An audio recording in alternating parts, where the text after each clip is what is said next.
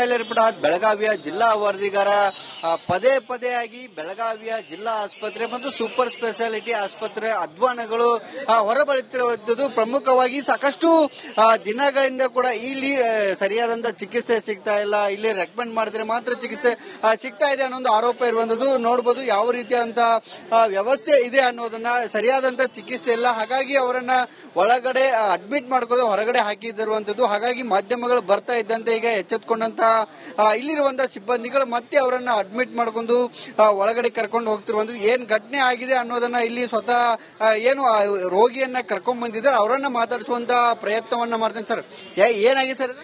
Sir, ಇವರು destitute patient sir. ಹಿಂದೆ ಮುಂದೆ ಯಾರು ಇಲ್ಲ, ಅವ್ರದ್ದು ಮನೆಯವರು ಯಾರು ಇಲ್ಲದ ಕಾರಣಕ್ಕೆ ಅವರು ಇಲ್ಲಿ ಹಾಸ್ಪಿಟಲ್ ತಾವು ಸ್ವತಃ ಬಂದು ಅಡ್ಮಿಟ್ ಆಗಿದ್ರು ಸರ್.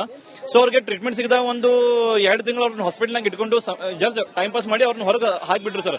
ಡಯಾಗ್ನೋಸ್ ಮಾಡಿಲ್ಲ, ಸೊ ಯಾರು ಅವ್ರಿಗೆ ಟ್ರೀಟ್ಮೆಂಟ್ ಕೊಡೋದು ಹಂಗ ಹೊರಗೆ ಹಾಕಿದ್ದಕ್ಕೆ ಅವ್ರಿಗೆ ಟ್ರೀಟ್ಮೆಂಟ್ ಸಿಗಿರ್ಲಿಲ್ಲ. ಮತ್ತೆ ಅವ್ರ ಕಾಲ್ ಸರಿ ಇಲ್ಲ, ಅವ್ರಿಗೆ ಟ್ರೀಟ್ಮೆಂಟ್ ಇಲ್ಲ ಅಂತ ಅವ್ರ ಮನೆಗಿನವ್ರು ಯಾರು ಅವ್ರು ನೋಡಕ್ ಬಂದಿಲ್ಲ ಸರ್. ಅವ್ರ ಅಣ್ಣ ಇದ್ದಾರೆ ಮತ್ತೆ ಅವ್ರ ವೈನಿ ಇದ್ದಾರೆ ಸರ್. ಅವ್ರಿಗೆ ದಿನನಿತ್ಯ ಏನ್ ಚಟುವಟಿಕೆಗಳು ಇರ್ತಾವೆ, 1 ನಂಬರ್ ಆಗಲಿ 2 ನಂಬರ್ ಆಗಲಿ ಅಥವಾ ಟಾಯ್ಲೆಟ್ಗೆ ಹೋಗಬೇಕು, ಯೂರಿನ್ಗೆ ಹೋಗಬೇಕು, ಪ್ರತಿಯೊಂದು ಕ್ಷಣಕ್ಕೂ ಅವ್ರಿಗೆ ತ್ರಾಸ ಆಗತ್ತಿದೆ ಅಂತ ಹೇಳಿ ಅವ್ರ ಮನೆಗಿಂದ ಹೊರಗೆ ಹಾಕಿದ್ದಕ್ಕೆ ಅವರು ರೋಡ್ ಮೇಲೆ ಬಿದ್ದಿದ್ರು ಸರ್.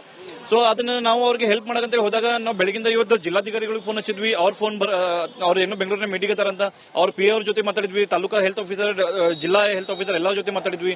ಅವರೆಲ್ಲ ಅಂದ್ರು ಸಿವಿಲ್ ಹಾಸ್ಪಿಟಲ್ ನಮ್ದು ಯಾರು ಮಾತು ಕೇಳಂಗಿಲ್ಲ ಸರ್, ಸೊ ನಿಮ್ಮದು ನೀವು ನೋಡ್ರಿ ಅಂತ ಹೇಳಿ ಅವ್ರ ಕೈ ಎಬ್ಬಿಸಿದ್ರು.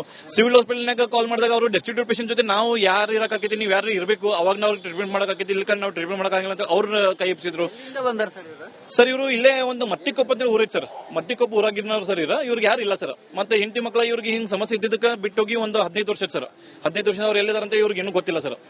So as a social worker ನಾವು ಇಲ್ಲಿ ಕರ್ಕೊಂಡ್ ಬಂದಾಗ ಇವರು ಹಿಂಗ್ ಕೈ ಎಬ್ಬಿಸಿದಾಗ ನಾವು ಎಲ್ಲಿ ಇಂಥ ಪೇಷಂಟ್ ಆಕ್ಚುಲಿ ಅವ್ರು ಇದ್ದಾಗ ನಾವು ಹೆಲ್ಪ್ ಮಾಡ್ಬೇಕಾಗಿತ್ತು ಸರ್.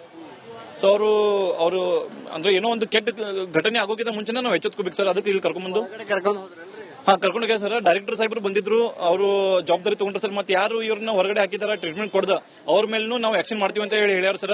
ಅದ್ರ ಜೊತೆ ಇವ್ರ ಪೂರ್ತಿ ಒಂದು ಟ್ರೀಟ್ಮೆಂಟ್ ಆಗುವವರೆಗೂ ನಾವು ಜವಾಬ್ದಾರಿ ತಗೋತೀವಿ ಅಂತ ಹೇಳಿ ಒಪ್ಕೊಂಡ್ರು ಸರ್.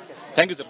ಇದಿಷ್ಟು ಇಲ್ಲಿರುವಂತಹ ಏನು ಸಾಮಾಜಿಕ ಕಾರ್ಯಕರ್ತರು ಹೇಳ್ತಿರುವಂತದ್ದು, ಸರಿಯಾದಂತ ವ್ಯವಸ್ಥೆ ಇಲ್ಲ, ಜೊತೆಗೆ ಟ್ರೀಟ್ಮೆಂಟ್ ತಗೊಂಡ್ರು ಕೂಡ ಅವರಿಗೆ ಟ್ರೀಟ್ಮೆಂಟ್ ಸರಿಯಾಗಿ ಕೊಡ್ತಾ ಇಲ್ಲ. ನಾವಾಗೆ ಹೇಳಿದ್ರು ಕೂಡ ಇಲ್ಲಿ ಸರಿಯಾದಂತ ವ್ಯವಸ್ಥೆಯನ್ನ ಮಾಡ್ತಿಲ್ಲ ಅನ್ನೋ ಒಂದು ಆರೋಪವನ್ನು ಕೂಡ ಮಾಡ್ತಾ ಇರುವಂತದ್ದು. ಸದ್ಯ ಈಗ ಮಾಧ್ಯಮಗಳು ಜೊತೆಗೆ ಸಾಮಾಜಿಕ ಕಾರ್ಯಕರ್ತರ ಕಳಕಳಿಯ ಮೇರೆಗೆ ಈಗಾಗಲೇ ಅವರನ್ನ ಮತ್ತೆ ಒಳಗಡೆ ಅಂದ್ರೆ ವಾರ್ಡ್ಗೆ ಕರ್ಕೊಂಡು ಹೋಗಿರುವಂತದ್ದು.